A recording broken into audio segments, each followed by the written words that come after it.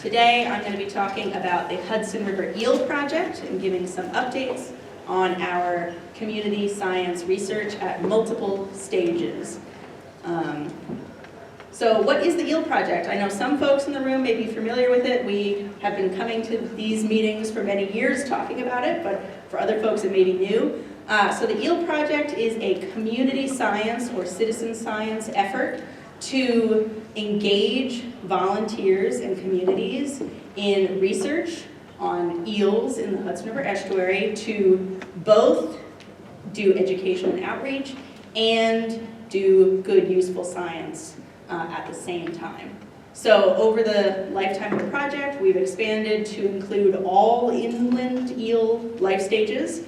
We're sampling most of the year, and actually this is hot off the presses news. I got a text message just like an hour ago that the very first glass eel in the Hudson River was caught today in Yonkers. So the season is starting now, February. When I say February, I mean February.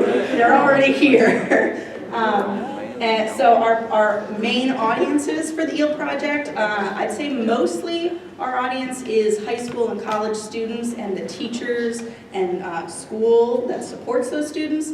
And also we involve middle school students, families, scout troops, watershed groups, and very strong relationships with other environmental education organizations in the Hudson Valley. So we have a great network of people interested in eels and learning more about them. So why are we interested in eels? They're a very interesting, unique, charismatic migratory animal. We heard about eels already this morning from Leora Gansworth, so we got a great background on some of the reasons why we're interested in eels. A key one being the deep cultural human connection to eels for many, many, many generations across the globe.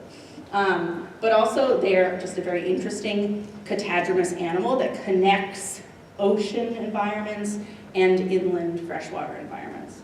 And that research and better understanding of eels is relevant right now because their populations are in decline, both American eels and other global species, from a variety of reasons, including dams and barriers, climate change, pollution, and others as well. So for the rest of this talk, what I'm going to do is go through each of the inland eel life stages and feature a person, many of whom are right here in the room, and a little bit of their work. So it won't be, it's just going to be a little snippet of some of the things that they do going through these 4 life stages. So we're going to start with the glass eel, which is, like I said, we just got the first glass eel today. This is what they look like when they first enter estuaries and head towards freshwater systems from the ocean, where they hatch. Then the Elver life stage, which is about 3 to 6 inches long, and they've been in inland waters for a year or more. And then eels spend most of their time as a yellow eel. This is probably the most photogenic life stage. You'll see we have many photos of people holding big yellow eels. This is where the life stage of the eels are spending most of their life, eating and growing, before they transition to a sexually mature adult silver eel and go back out to the ocean to spawn once and die.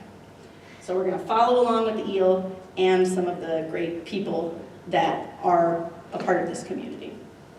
So first off, we're going to start with our glass eel ambassador, Jackie Brooks. Jackie, wave hello to everybody who's sitting right over there. So Jackie first got involved with this project last year as a college intern on the project. And now is a member of our coordinating team. So she will be making the project, the glass eel sampling, happen this season. And some of what she said is that now that she's leading and educating while utilizing the powerful outreach tool at our eels. And so how do we fish for glass eels? In the springtime, which is becoming more and more the late winter into the spring, we put specialized fyke nets out in streams. Here's a picture of a net. And then we train teams of volunteers to go out every day during the migration season to catch, count, and release those eels. And we are following standardized protocols designed by the Atlantic States Marine Fisheries Commission. And so we're matching coast-wide monitoring. So a little bit of some data story updates from that effort. This is by far our biggest part of the eel project. I think most people, when you hear the Hudson River Eel Project, we're talking about glass eel monitoring, where every year we engage about 1,000 volunteers in sampling at often 12 sampling locations from Staten Island to near Albany. You can see our site map here. But over the for 15 years, we've had consistent monitoring at our 6 primary sites, which just have the longest running data set. So you can see on our map here, this is the Hudson River Estuary. The colored in circles are those 6 primary sites, and then any open circles are additional sites, which also have teams of volunteers out there checking. It just may be a shorter time scale, not for this full 15 years like the other ones. And then some more recent news is that in 2023, our data set was reviewed and accepted and used by the Atlantic States Marine Fisheries Commission as a part of the 2023 American Eel Benchmark Stock Assessment. So this was very big for us. This was one of our goals in the project, was to have the data be useful for scientists and managers. And throughout the life of the project, we've been modeling our sampling off of the Atlantic States Marine Fisheries Commission protocols in the hopes that our data set would be accepted when it was long enough. You need at least 10 years of data to even get reviewed. So the fact that they were able to see the value in volunteer collected data was really exciting. And then we also are in press right now in a Fisheries magazine article, so stay tuned for that. It will feature this figure. And you can see this is catch over time of those 6 primary sites. The general trend is that in the last 15 years we are catching more eels in our nets than we were at the start of the project. I'll leave it at that. Get a lot more complicated there. So to move on to our next life stage, our ambassador for elvers, and even though I know everybody's holding a yellow eel in these pictures, it's just because they're great photos, is Benoria Tulugama, who is currently a SUNY ESF student. She's not here today because she was deep in exams and things and couldn't make it, but you should all keep an eye out for her in the future because I think she will be a part of our community going forward. So she has also been a part of the EEL Project and other of our education programs for the last several years as a high school and into college student. And then this past summer, she had a Polgar Fellowship, which is a Hudson River Foundation funded summer research program where a student, an undergrad, designs, writes a proposal, and then carries out a summer research program. So she says connecting with volunteers and teaching them about the importance of eels and the removal of dams has been the highlight of her experience in working on that Polgar project. And we're going to talk a little bit about how we see elvers. One of the ways that we catch elvers, both in the glass eel fight, and it says bycatch, but we also catch them in our eel ladders. So in a couple of places at dams, which are negatively impacting the eel's access to upstream habitat, we'll put these trap and pass eel ladders at the base of the dam where the eels can climb up the ramp and land in a bucket, and then we have volunteers and scientists go out to these traps and release the eels upstream of the dam. And we found over the many years of sampling with these, the majority of eels that we find in the ladders are this like 3 to 6 inch elver life stage. They're really seeking new habitat.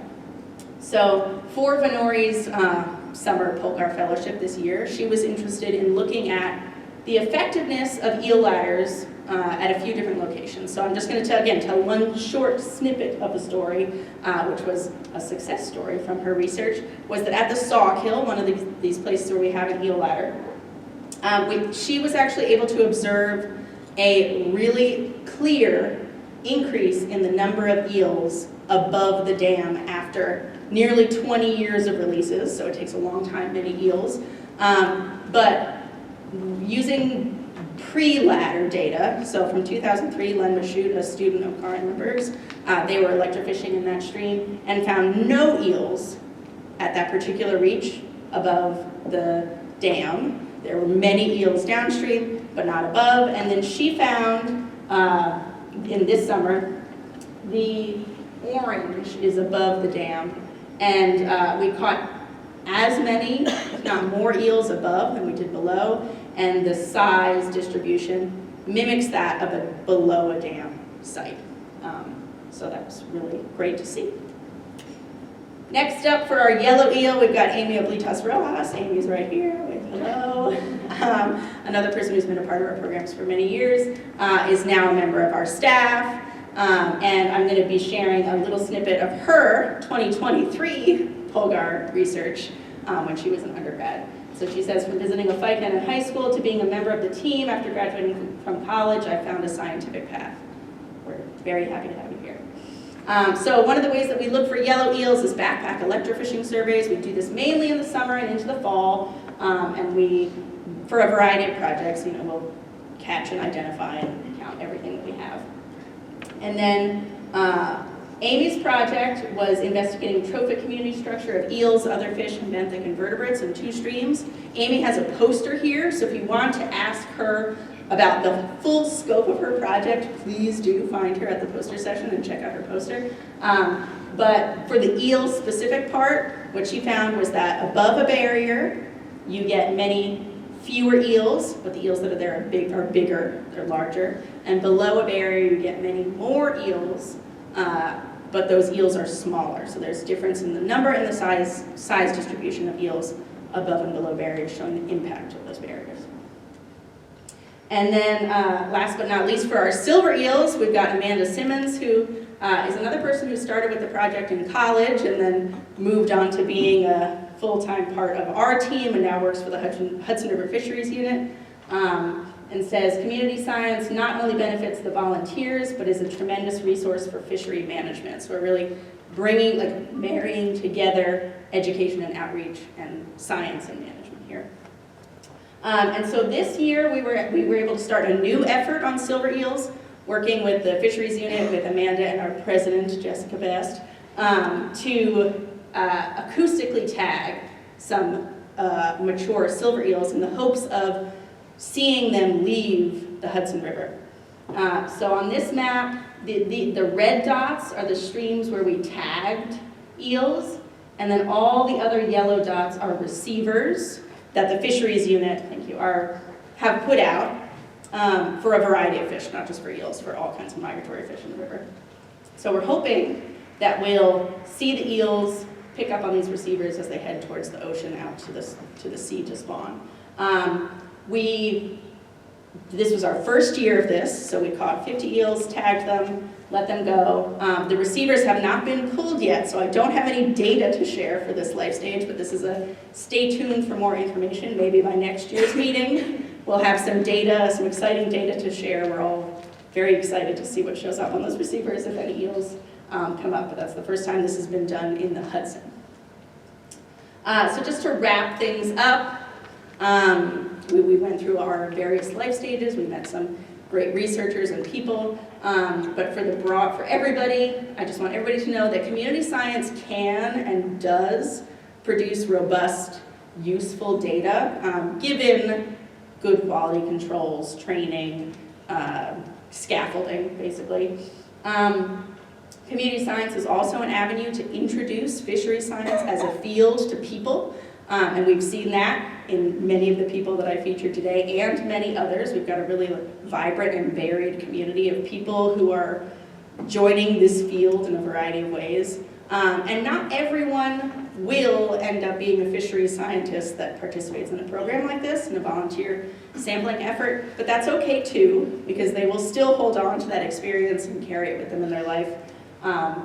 And so I always want to end on a sort of call to action, and I think for everybody's work here, we all have room to engage volunteers and students. Many of you already are.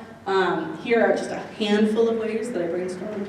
The Hutton Junior Fisheries Biology Program, which my colleagues are going to be talking about right up next, so I'll leave that to them to fill in on that. The Polgar Fellowship I mentioned, which is Hudson River based, undergraduate level research, but there may be other similar undergraduate opportunities in other parts of the state. Local college internships, and even just inviting volunteers to join your fieldwork for a day is a great way to expand your network. And that is all. So, many things. Just want to get my email in there. Thanks, everybody.